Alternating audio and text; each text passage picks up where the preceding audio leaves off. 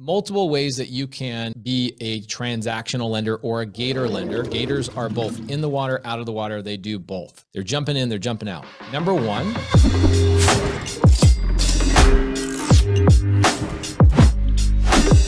what we're going to talk about are some really cool ways that no matter who you are, no matter what resources you have, you can actually become a gator lender. And I'm going to break down what a gator lender is. Either A, how do I find gator lenders, or B, how do I become a gator lender? Because I feel like if I'm brand new to real estate and I don't even have money for wholesale and marketing and all that kind of stuff, I actually can become a gator lender. And you're going to go, wait, I'm 18. How do I do that? Wait, I've never been a lender. Wait, I don't have enough money. I'm going to show you guys exactly how this is done. Here's the personality types. We've got the whale, leave me alone, pay me my returns. I'm not in business of making money. I'm in the business of preserving money.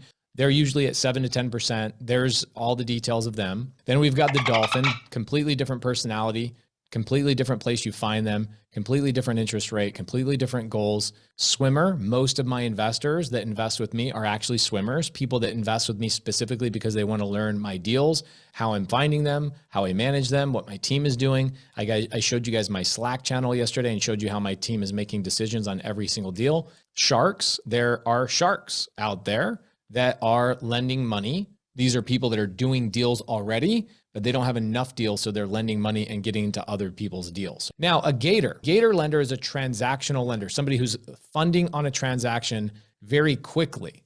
They're coming in and getting chunks. You guys notice there's not really an interest rate here because they are lending based on chunks. They make a lot quickly and they do a ton of transactions. They're in and they are out. Multiple ways that you can be a transactional lender or a gator lender. Gators are both in the water, out of the water. They do both. They're jumping in, they're jumping out. Number one, I have somebody right now that I'm lending literally $1,500 to.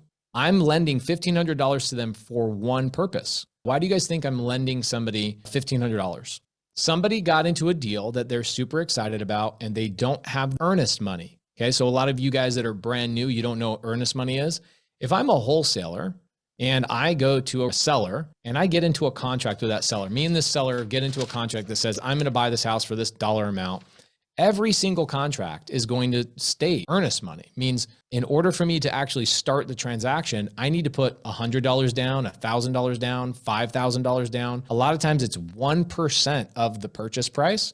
You have to go and open escrow. So take this contract down to a title company, hand it over to a title company. They begin the transaction and all the searching and all the title work. But they're going to require you to put down whatever your contract says of earnest money. Here's the thing that I can do with transactional lending. I can fund people's earnest money. So I've got an earnest money deal right now where the wholesaler needed $1,500 to cover his cost to get into the deal. Okay, $1,500. How much money would I make if I was going to earn 10% of that over the course of a year? $1,500 over the course of a year.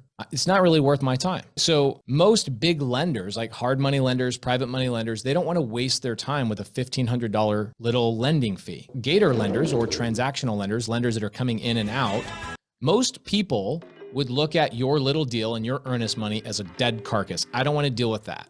But guess what animal eats a dead carcass all day long? An alligator.